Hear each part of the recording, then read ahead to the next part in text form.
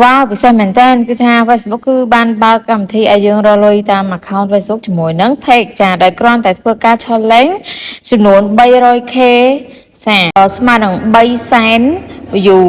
តែក្នុងហ្នឹងគឺយើងតែទាំង story ទាំង post ទាំង post វីដេអូ post រូប tag អីអញ្ចឹងគឺវាចូលក្នុងទាំងអស់ហើយបងប្អូនគ្នាទឹកគ្រាន់តែចាធ្វើការ update ជាមួយនឹងចាបំពេញជាមួយនឹង interest form នេះចឹងណាអ្នកនរគ្នា that interest form ហើយអ្នកនរគ្នាបំចូលចុចពាក្យ join challenge ពីអ្នកនរគ្នា join challenge ហើយអ្នកនរគ្នា complete ចុចនៅខាងក្រោមនោះ content monetization ហ្នឹងយើងបំពេញទីទួចទៀតចឹងណាអ្នកនរគ្នាបំពេញ form ហើយមិនទាន់បានចូលជាពេញសិតទេណាគឺអ្នកនរគ្នា join challenge ហើយធ្វើម៉េចរក view ឲ្យបាន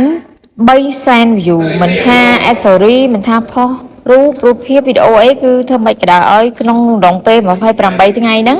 គឺទទួលបានចំណង300,000 view អញ្ចឹងតោះសាប់អ្នកនរគ្នាបានណាអរគុណច្រើន